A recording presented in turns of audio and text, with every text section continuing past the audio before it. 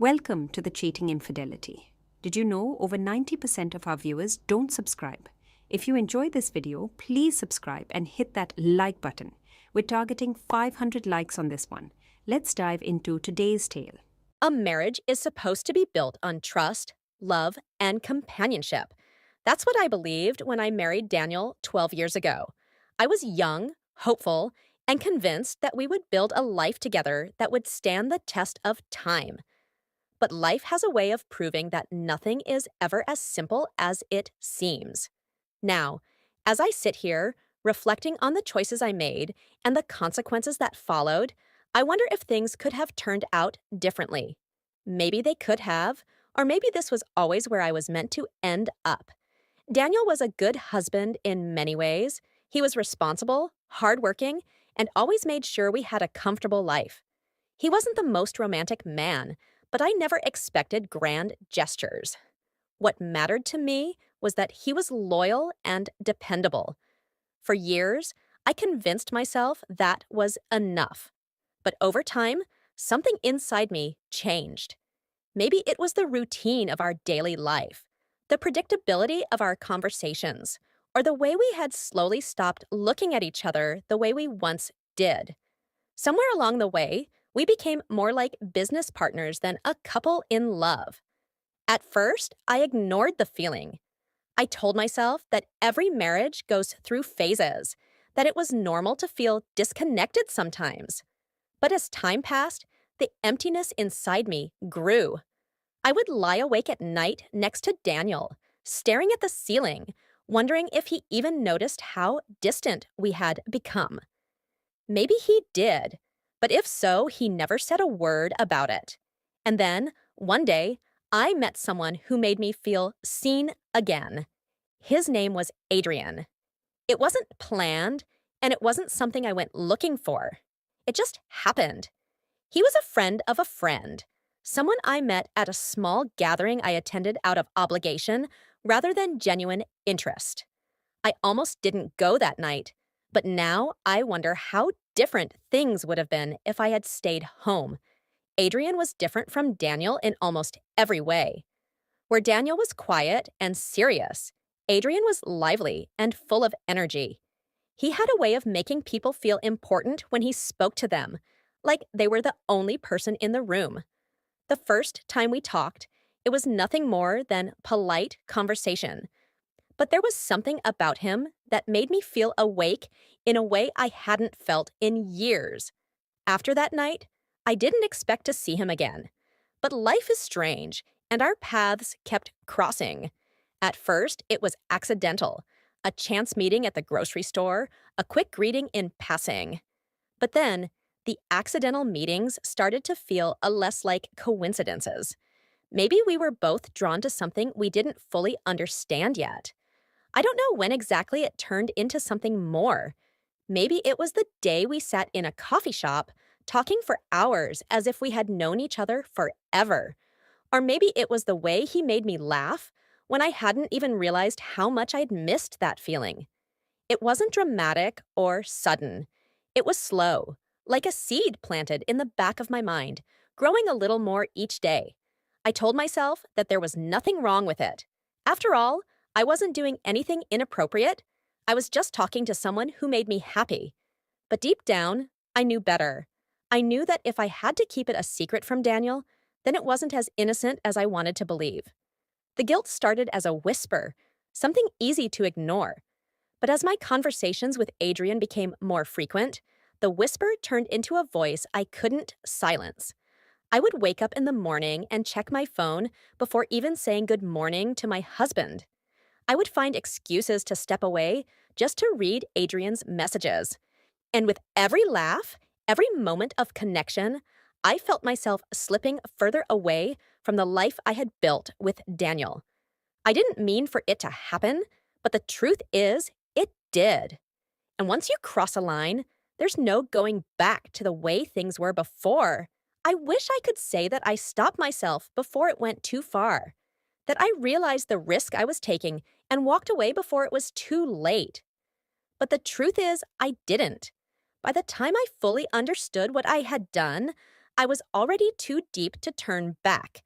I remember the first time I truly betrayed Daniel, not just in my thoughts or emotions, but in reality. I had told myself for weeks that Adrian was just a friend, that there was no harm in talking to someone who made me feel happy again. But the moment I chose to meet him in secret, I knew I had crossed a line I could never undo. It was a rainy afternoon, one of those days where the sky feels heavy and the air smells like wet pavement. I told Daniel I was going to visit my sister, which wasn't entirely a lie. My sister did live in the same direction. But instead, I drove to a small park just outside the city, where Adrian was waiting for me. I remember the way my hands trembled on the steering wheel as I parked the car. I sat there for a moment, trying to convince myself that this wasn't a mistake, that I was just meeting a friend. But deep down, I knew I was lying to myself. Adrian was already there, standing beneath a tree to shield himself from the drizzle. When he saw me, he smiled. An easy, familiar smile that made my heart ache in a way I couldn't explain. I stepped out of the car, and as soon as I reached him, he took my hand. I should have pulled away. I should have told him that this was wrong, that I couldn't do this to Daniel. But instead, I let him hold my hand, and in that moment, I felt something I hadn't felt in years. Alive. We talked for hours that day, sitting on a bench as the rain softened into a light mist around us. We talked about everything and nothing at the same time. I told him about my life, my marriage, the way I felt invisible in my own home. He listened in a way that Daniel never did, as if every word I spoke mattered. And then, as the sky darkened, he looked at me and said, "You deserve to be happy, Evelyn." Hearing my name on his lips like that, with so much softness, sent a shiver down my spine. It wasn't just the words, it was the way he said them, as if he truly believed them, as if I deserved more than what I had. I don't know who moved first. Maybe it was him or maybe it was me. But the next thing I knew, we were close, too close. My heart pounded in my chest, and for the first time in years, I wasn't thinking about Daniel. I wasn't thinking about right or wrong. I was just thinking about how good it felt to be wanted again. I wish I could say that was the only time, but once you let yourself fall, it's impossible to stop. One meeting turned into 2, then 3, and soon I was living a double life. With Daniel, I was the same wife I had always been, cooking dinner, making small talk, pretending that everything was normal. But with Adrian, I was someone else entirely. Someone lighter. Someone free. The guilt didn't disappear, but I learned how to silence it. I told myself that Daniel didn't notice anyway, that he was too caught up in his work to see the change in me. And maybe that was true, at least for a while. But then, things started to unravel. It started with small things, things that I could ignore if I tried hard enough. Daniel's questions became a little more pointed. "Where were you this afternoon? Why didn't you answer your phone?" I told myself he was just being nosy, that he had no reason to suspect anything, but deep down, I knew better. Then, one evening, I came home later than I should have. I had met Adrian after promising myself I wouldn't, and time slipped away from me. When I walked into the house, Daniel was already sitting at the dining table, staring at his untouched plate of food. "Where were you?" His voice was calm, too calm. "I told you, I was with my sister." I lied. He didn't say anything at first. He just looked at me, his eyes searching mine. And then, he pulled his phone out of his pocket and placed it on the table. The screen was open to a message, one that made my stomach drop. It was from my sister. "Evelyn wasn't with me today. Is everything okay?" I felt the blood drain from my face. My mind raced for an excuse, a way to explain, but I had nothing. My hands trembled as I set my purse down, my heart pounding so loudly that I was sure he could hear it. "I went for a drive," I finally said, my voice barely above a whisper. Daniel leaned back in his chair, crossing his arms. Try again. And just like that, the fragile world I had built with my lies came crashing down. For the first time since this all began, I saw the hurt in his eyes, the betrayal, the quiet devastation. It was different from anger. Anger would have been easier. But this was the look of a man who had just realized that the person he loved most in the world had been lying to him. How long? He asked. I swallowed the lump in my throat. Daniel? How long, Evelyn? His voice cracked on my name. I couldn't lie anymore. A few months. He exhaled sharply, as if the air had been knocked out of him. He rubbed his hands over his face, shaking his head. I thought we were okay, he whispered. I thought we were just going through a rough patch.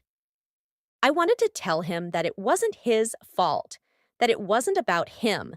But how could I? The truth was, he hadn't done anything wrong. He had been the same man he always was. I was the one who had changed.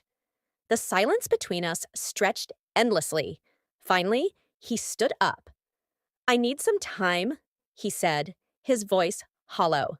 I can't do this right now. And just like that, he walked away. I stood there for a long time after he left, staring at the empty chair across from mine, my hands shaking. This was the moment I had feared for so long, the moment I knew would come eventually. But no matter how much I had prepared myself, nothing could have made it easier. That night, Daniel didn't come to bed. And for the first time in months, I didn't reach for my phone to text Adrian. Instead, I lay awake, staring at the ceiling, drowning in the weight of everything I had done. The next morning, Daniel was gone. His side of the closet was half empty, his toothbrush missing from the holder.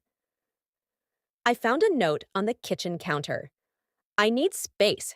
Don't contact me. I should have expected it, but seeing the words in his handwriting made my chest tighten.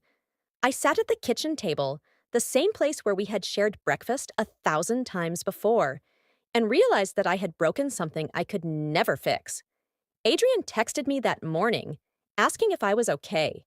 I stared at the message for a long time before finally typing out 2 words.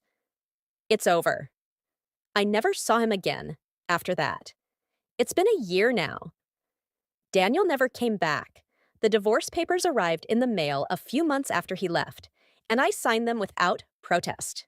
I didn't fight for him because I knew I had already lost him. People ask me if I regret what I did. The truth is, I don't know. I regret hurting Daniel. I regret the pain I caused. But do I regret Adrian?